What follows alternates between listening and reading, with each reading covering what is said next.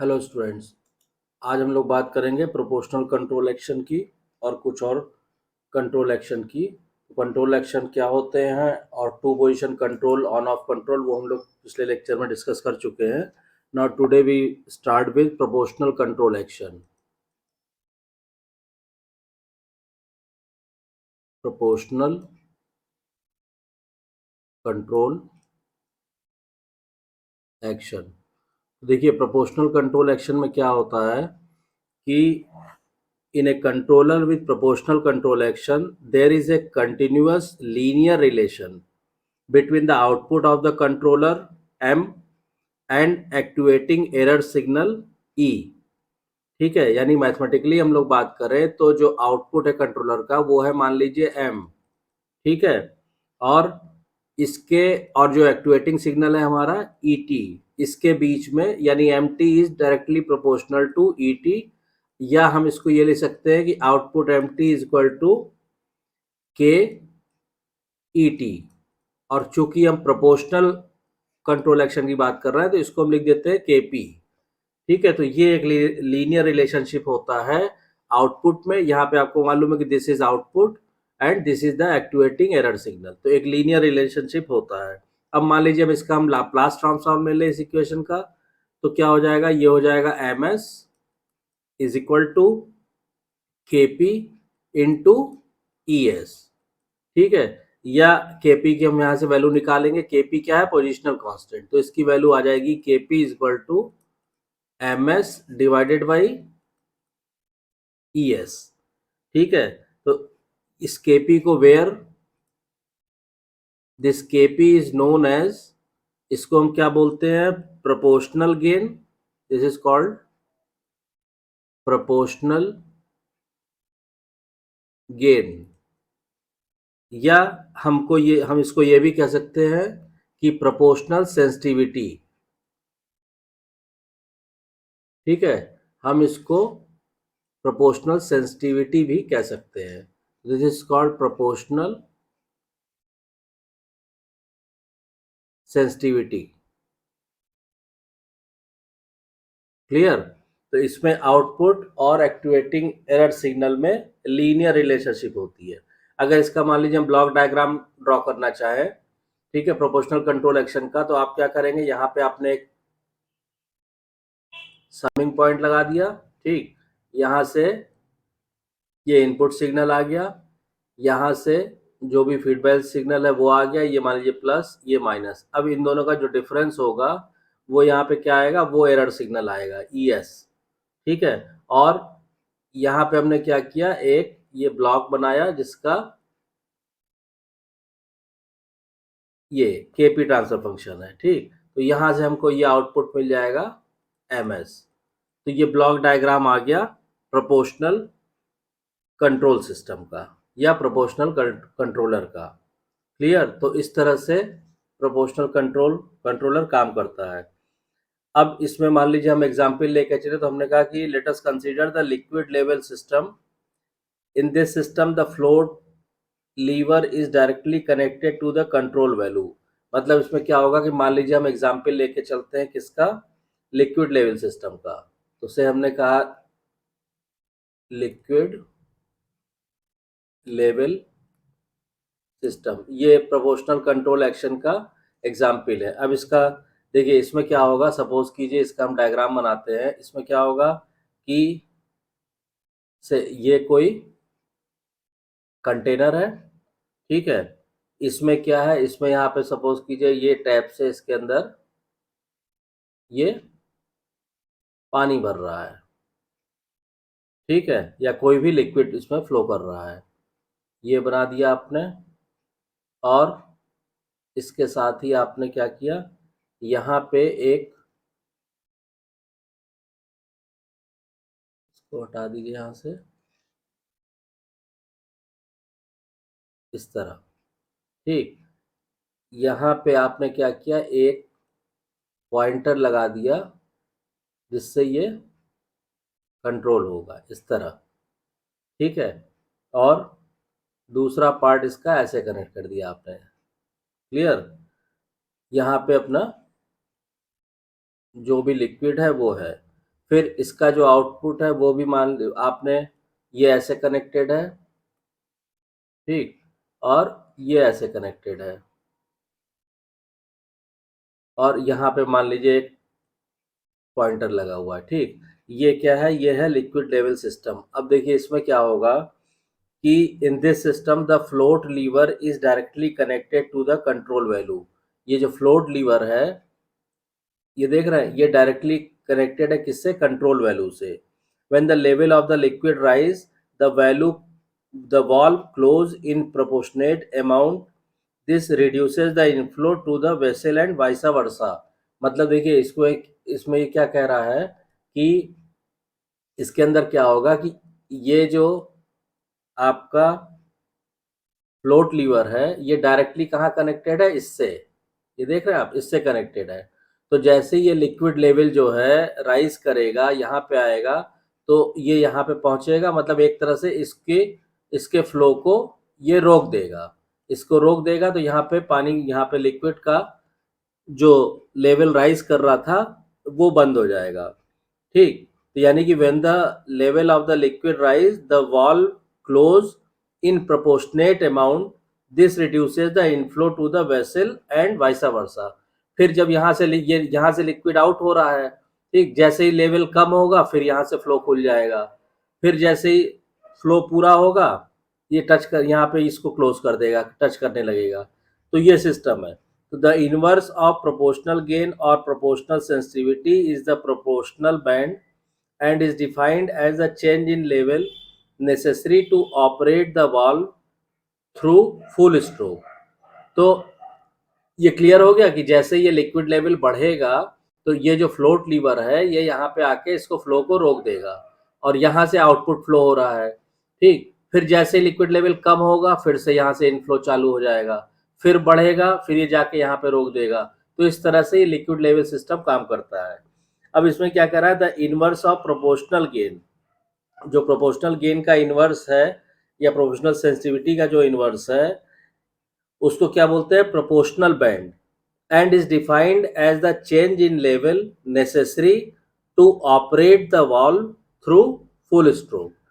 मतलब जो proportional band है वो चेंज इन लेवल नेसेसरी है वाल्व को ऑपरेट करने के लिए। क्लियर।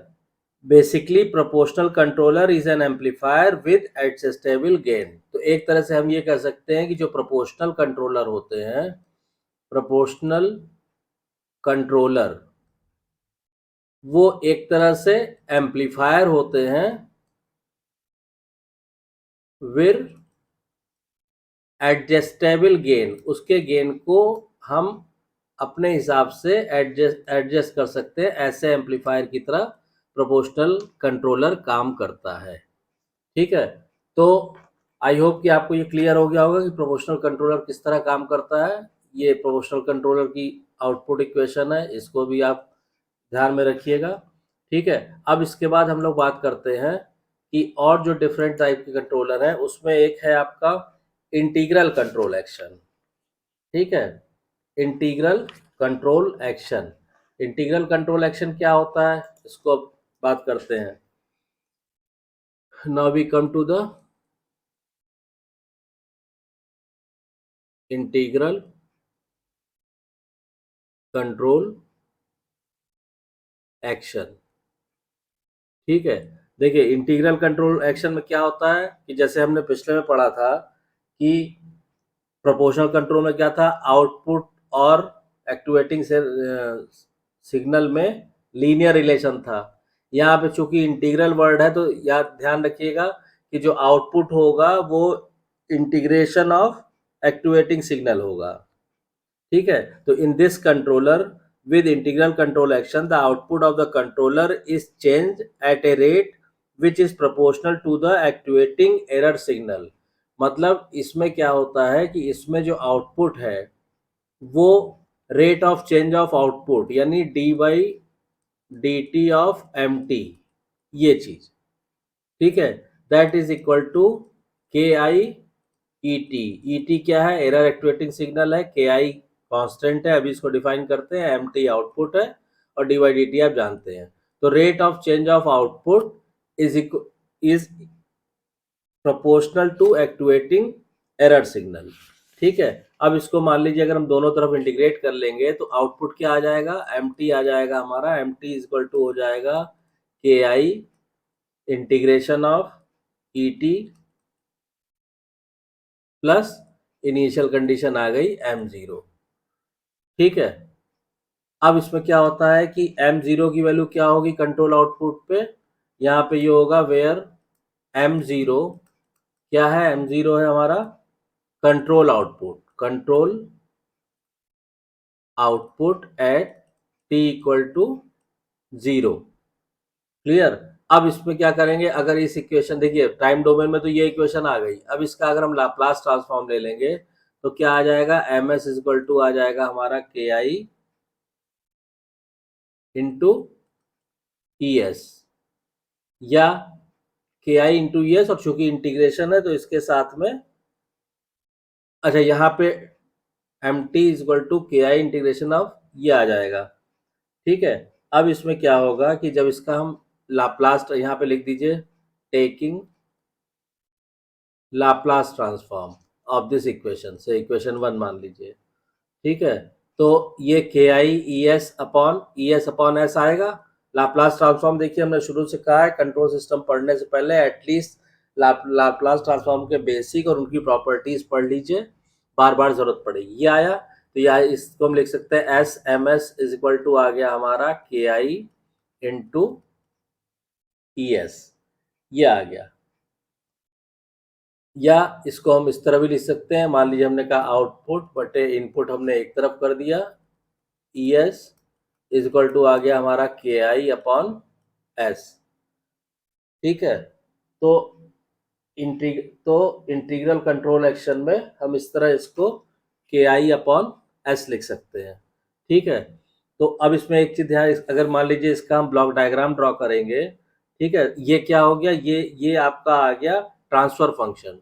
ये देख रहे हैं आउटपुट बटे इनपुट आ रहा है, तो ये क्या चीज हो गया, ये ट्रांसफर फंक्शन की इक्वेशन आ गई इंटीग्रल कंट्रोलर के लिए। ठीक है, अब इसका अगर हम ब्लॉक डायग्राम ड्रॉ करना चाहेंगे तो कैसे ड्रॉ करेंगे, मान लीजिए यहाँ पे आपने एक समिंग पॉइंट ले लिया। ठीक, ये इनपुट आ रहा है, ये जैसे फीडबैक सिग्नल अप्लाई करते हैं वो कर दीजिए, प्लस माइनस हो गया। यहाँ पे क्या आएगा, यहाँ पे आपका एक्टिवेटिंग एरर सिग्नल आ गया ई एस। ठीक है, अब ई एस के बाद यहाँ पे हमने क्या किया, एक ब्लॉक लगाया विद द गेन के आई अपॉन एस।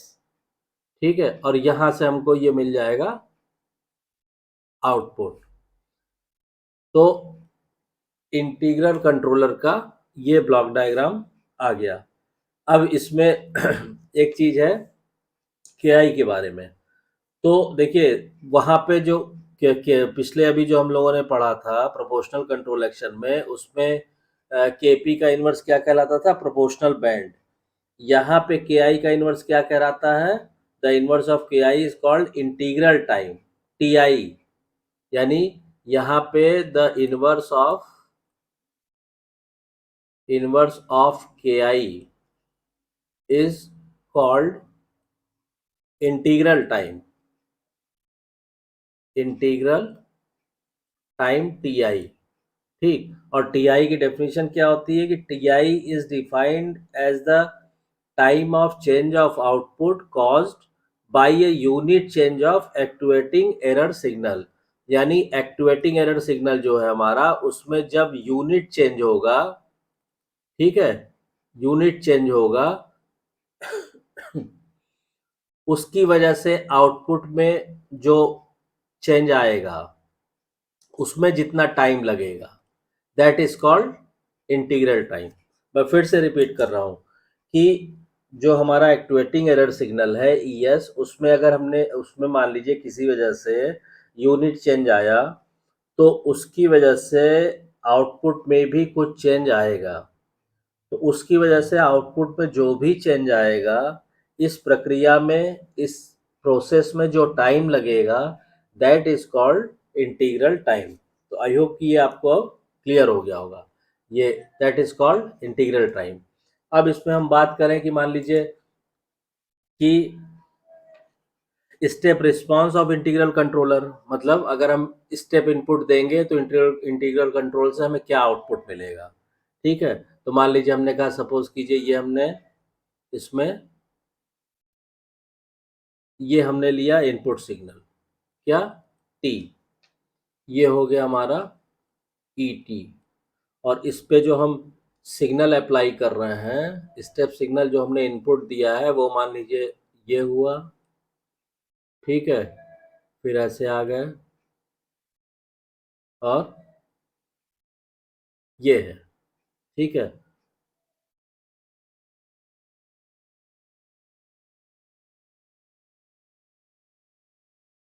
क्लियर। अब हम कहें कि आउटपुट ड्रॉ कीजिए, तो देखिए आउटपुट क्या आएगा, आउटपुट इसके करस्पॉन्डिंग आएगा हमारा, मान लीजिए ये हमने टी लिया, यहीं पे हम एम टी आउटपुट ड्रॉ कर रहे हैं।